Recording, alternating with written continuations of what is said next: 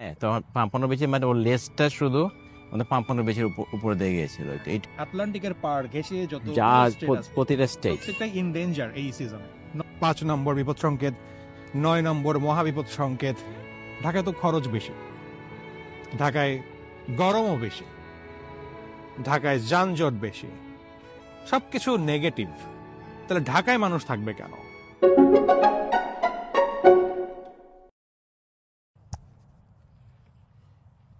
আসসালামু আলাইকুম, this is Robin বলছি ফ্লোরিডা থেকে। আশা করছি আপনারা সবাই সুস্থ আছেন, নিরাপদে আছেন। অফিসিয়ালি আমাদের ফ্লোরিডাতে হারিকেন সিজন শুরু হয়েছে। এটা মূলত শুরু হয় জুন মাসের 1 তারিখ থেকে প্রতি বছরের, এবং এটা লাস্ট করে 4-5 মাস, ধরেন নভেম্বর নাগাদ চলবে। তো হারিকেন সিজন যখন আসে, আমি একটা স্ট্যাটাস দিয়েছিলাম ফেসবুকে, আমাদের ফেসবুক পেজে, এবং বলেছি যে হারিকেন সিজন স্টার্ট হলো।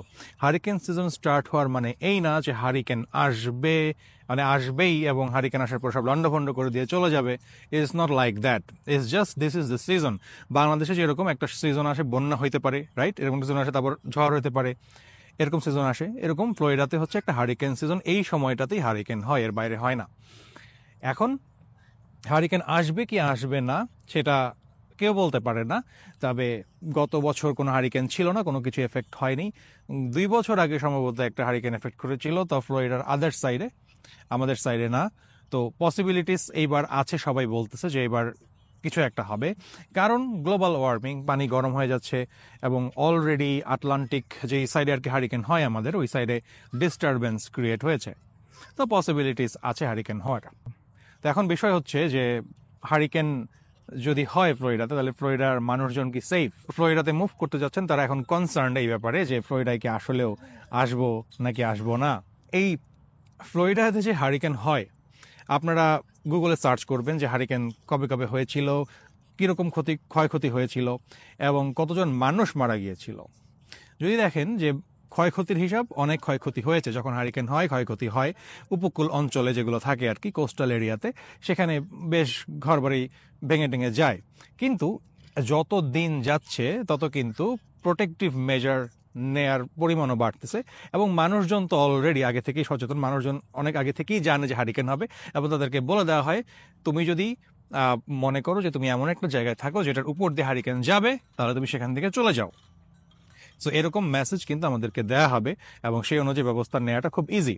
আপনি কিন্তু দেখবেন যে হারিকেন আসছে, হারিকেনটা তো পুরো ফ্লোরিডার উপর দিয়ে যায় না, একটা জায়গার উপর দিয়ে যায়। পুরো সমগ্র ফ্লোরিডার উপর দিয়ে হারিকেন যায় না, হারিকেন একটা কয়েকটা শহরের উপর দিয়ে যায়, ওশানে ক্রিয়েট হয়, এভাবে চলে যায়। তো ওই যেই জায়গার উপর দিয়ে যাবে সেটা কিন্তু আগে থেকে বোঝা যায় যে কোন দিক দিয়ে যাবে। তো ওই জায়গার মানুষগুলো একটু ডেঞ্জারে থাকে, এবং তাদেরকে সতর্কতামূলক ব্যবস্থা নিতে হয়। সো ওই জায়গাটা কোন জায়গা হবে এইটা এখন তো বলা যাবে না। সো এটা যে কোনো জায়গায় হইতে পারে।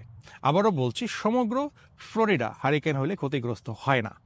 ফ্লোরিডা অনেক বড়, অনেক অনেক বড়, এবং একটা সার্টেন জায়গা ক্ষতিগ্রস্ত হয়। আপনারা যারা আমাদের চ্যানেলে ভিডিও দেখেন তাদেরকে অসংখ্য ধন্যবাদ, এবং যারা নতুন দেখছেন তাদেরকে বলবো আমাদের চ্যানেলে, ইউটিউব চ্যানেলে সাবস্ক্রাইব করে সাথে থাকবেন, এবং আমাদের ফেসবুক যে পেজ আছে সেখানেও ফলো দিয়ে রাখবেন।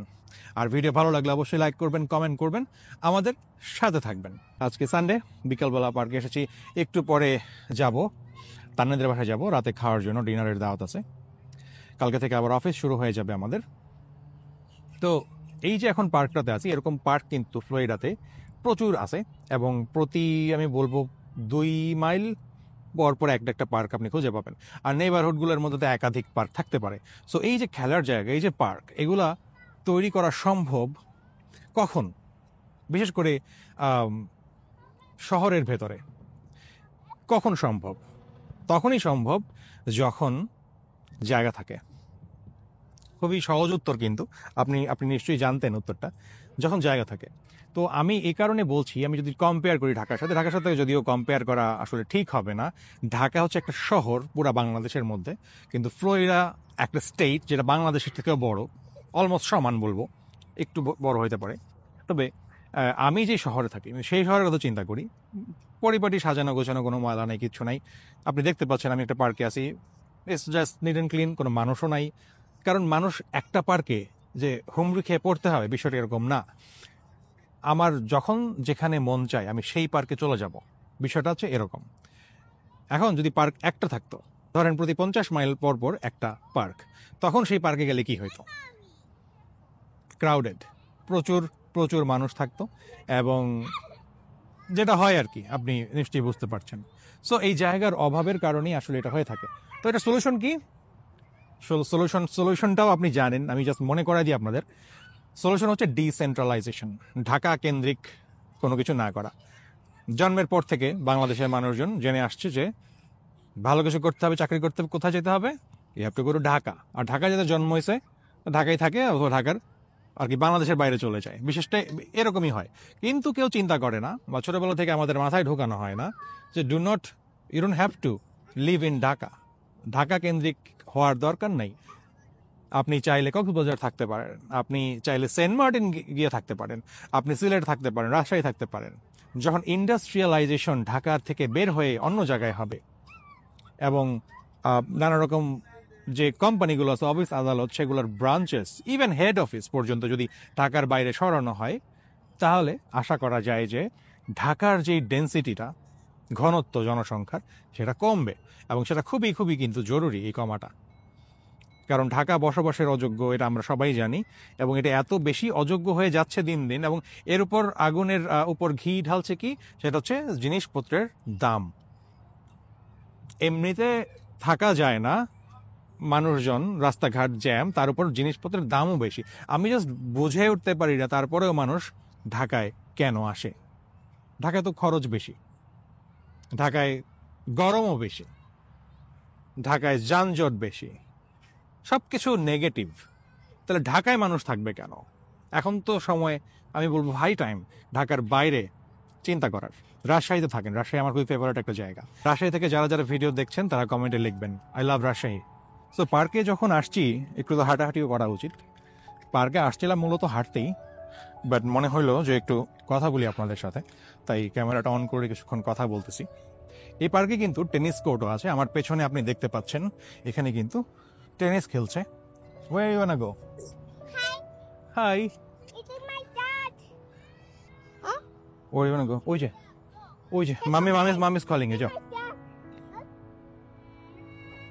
এই যে গাছের পাতাটা দেখে আমার মনে হইলো যে এটা লজ্জাপতি গাছের পাতা কিনা, বাট না, এটা লজ্জাপতি গাছ না, দেখতে একই রকম। আজকে বৃষ্টি হওয়ার চান্স ছিল, কিন্তু বৃষ্টি হয় নাই। প্রতিদিন বৃষ্টি হওয়ার চান্স থাকতেছে, মেঘলা হয়ে যাচ্ছে, কিন্তু বৃষ্টি হচ্ছে না। বাট গরম একটু কমেছে লাস্ট উইকের তুলনায়, আই ক্যান সে 5 ডিগ্রি হইলেও কমছে, which is good. So Indian ocean বা ধরেন নর্থ আমেরিকার ওয়েস্ট সাইডে, না সাউথ আমেরিকার ওয়েস্ট সাইডে যদি ঘূর্ণিঝড় হয়, সেগুলোকে বলে সাইক্লোন। যেমন বাংলাদেশে যে কিছুদিন আগে যেটা হইলো, ওটা সাইক্লোন, বেসিক্যালি ঘূর্ণিঝড়। আর ধরেন প্রশান্ত মহাসাগরের যেই সাইডে জাপান আছে, সেই সাইডের যে এরিয়াটা প্রশান্ত মহাসাগর, জাপান, ওই সাইডে যখন ঘূর্ণিঝড় হয়, তখন সেটাকে বলে টাইফুন। সো ঘুরে ফিরে ঘূর্ণিঝড় সবকিছুই, নাম ডিফারেন্ট। সো হারিকেন যে খুব বড় কিছু, অন্যান্য টাইফুন বা সাইক্লোনের তুলনায় বিষয়টা এরকম না। এগুলা ডিটেক্ট করা হয় গতিবিধির উপরে, বাতাসের গতি, সেটার উপর বেস করে কত বড় ক্যাটাগরি 1, 2, 3, 4, 5 হিসাব করা হয় ক্যাটাগরি আর কি হারিকেনের জন্য। এখন বাংলাদেশে আমি তো শুনেছি এরকম যে বলে 5 নম্বর বিপদ সংকেত, 9 নম্বর মহাবিপদ সংকেত, 10 নম্বর মহাবিপদ সংকেত, আমি জানি না, ভুলে গেছি, এরকম নাম হয়তো আছে। সো আমেরিকায় যখন ফ্লোরিডায় হারিকেন হয়, তখন এভাবে বলা হয় category 1, category 2, category 3, category 4 and 5। 5 হচ্ছে সবচেয়ে শক্তিশালী। ও, ওদিকে দেখি মামা আসছে, আপনাদেরকে একটু মামার সাথে পরিচয় করে দিই। অনেকে হয়তো চিনেন আপনারা, এর আগে যারা ভিডিও দেখেছেন। তো এই হচ্ছে আমাদের মামা, এর আগে আপনারা নিশ্চয়ই দেখেছেন মামাকে। তো মামার কাছ থেকে জানবো হারিকেনের ব্যাপারে, কারণ মামার থেকে ভালো কেউ বলতে পারবে না। মামা এখানে ফ্লোরিডে আছে 30 বছরের বেশি সময় ধরে, এবং মামা বলতে পারবে যে কতগুলো হারিকেন হয়েছে এবং সবচেয়ে ডেঞ্জারাস কীরকম ছিল, এবং হওয়ার পরে ক্ষতি হয় কী রকমের। সো 30 বছরের জীবনে সবচেয়ে ভয়াবহ হারিকেন আপনি দেখছেন কত সালে এবং সেটার নাম কি ছিল? খুব সম্ভবত 2005 সালে বোধ হয়, আমার ঠিক খেয়াল নেই। তো উইলমা, উইলমা। যেটা আমাদের পাম্পন বেচের উপর দিয়ে যেটা গিয়েছিল। আপনি তো তখন তাও পম্পন আমাদের, থাকেন। হ্যাঁ, তো পাম্পন বেচে মানে ওর লেজটা শুধু আমাদের পাম্পন বেচের উপর দিয়ে গিয়েছিল, এইটুকুই। তাও পুরো হারিকেনের কোনটা এখানে ছিল না, হুম। অনলি লেজ, আচ্ছা, মানে টেলটা। হালকা হালকা। বাট হ্যাঁ, এইটাই হচ্ছে বিষয় যে যখন হারিকেন ক্রিয়েট হয়, আমি একটু আগে বলতেছিলাম দর্শকদেরকে, হারিকেন সমগ্র ফ্লোরিডার উপর দিয়ে যায় না। অবশ্যই হারিকেন যায় একটা লাইন, একটা জায়গা আছে, কিছু কিছু শহরের উপর দিয়ে যায় এবং একটা সময় যেতে যেতে আস্তে আস্তে স্লো হয়ে যায়, উইক হয়ে যায়। তো আমি এই কারণে আপনাকে এখন ডাকছি এই ভিডিওতে, কারণ দর্শকরা হয়তো ভয় পাইতেছে, কারণ বাংলাদেশেও তো ঝড় হয় প্রতি বছর। আমেরিকায় তো কোথাও কোথাও তো ভূমিকম্প হচ্ছে না, হ্যাঁ, কোথাও ল্যান্ডস্লাইড হচ্ছে, তো ভূমিকম্প হচ্ছে সব জায়গায়, ন্যাচারাল ডিজাস্টার সব জায়গায় আছে। ন্যাচারাল ডিজাস্টার সব জায়গায় আছে, এটাও একটা পার্ট অফ লাইফ। এখন আরেকটা জিনিস আপনাকে কাট করি, অনেকে ভাবতে পারে দর্শকদের মধ্যে থেকে যে ফ্লোরিডার তিন পাশে সমুদ্র, এই কারণে হয়তো ফ্লোরিডা ডেঞ্জারাস হারিকেন হয়, কিন্তু না। যদি আপনি মনে করেন যে আমেরিকার মাঝামাঝি যেখানে কোনো সমুদ্রই নাই, ওখানে যাবেন, খুব নিশ্চিন্ত থাকবেন, খবরই আছে ওইখানে। ওখানে হচ্ছে প্রতিনিয়ত যেটা হয় সেটা হচ্ছে টর্নেডো, এবং আমি তো টর্নেডো ক্রিয়েট হয় একদম গ্রাউন্ড থেকে, অটোমেটিক ক্রিয়েট হয়। হ্যাঁ, ম্যাটার অফ ফ্যাক্ট আমার কাছে মনে হয়, আমি তো আর আবহাওয়াবিদ না, হ্যাঁ, আমার কাছে মনে হয় যে টর্নেডোটা তোমার মোর ডেঞ্জারাস দেন হারিকেন, কারণ হারিকেনটা তোমাকে বলে আসে, অ্যাটলিস্ট বুঝছো তুমি, তোমাকে অগ্রিম তুমি সময় পাচ্ছ।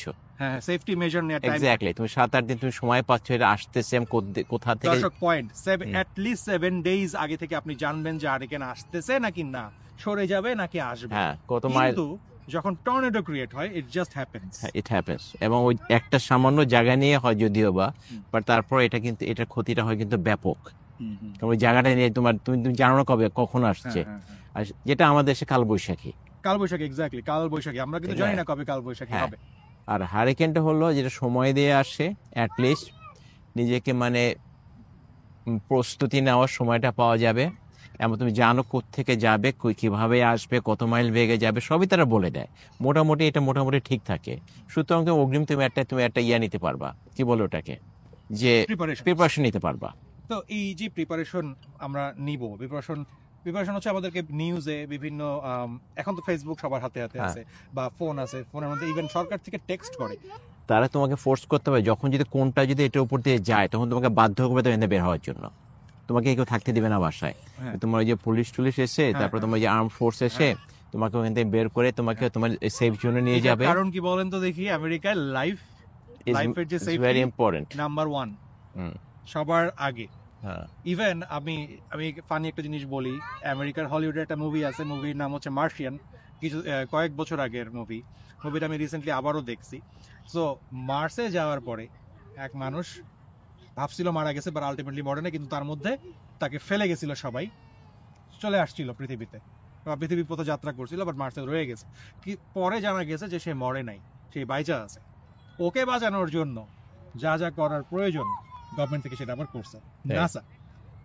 দরকার ছিল না একটা মানুষ, একটা মানুষের পেছনে মিলিয়ন বিলিয়ন ডাজন্ট ম্যাটার, বাঁচানো। হ্যাঁ, দিস ইজ হোয়াট হ্যাপেন্স। এখানে জীবনের মূল্য অনেক, মানে বিশেষ করে এই দেশের নাগরিকের জীবনের মূল্য অনেক। আর হারিকেন এটা আমি বলবো যে বুঝছো, এটা পার্ট অফ লাইফ। আমি অনেক দীর্ঘ সময় এখানে, তো এখন আমাদের অভ্যাস হয়ে গেছে, বুঝছো। আমরা জানি প্রতি বছরে একটা মানে ইয়া থাকে, সম্ভাবনা থাকে, বেশিরভাগ সময় হয় না। হ্যাঁ, আমি এই পর্যন্ত হয়তো 2বার কিংবা 3বার আমি ফেস করলাম এই এত বছর লাইফে। 30 বছরে 3বার, হ্যাঁ, 3-4 বার, 3বার। আমি তো একটা মেজর ছিল, একটা যে আর্মা আমার আর্মা তুমি পাইছো? হ্যাঁ, আমি আর্মা পাইছি, আমাকে ইভোকেট করতে হয়েছে।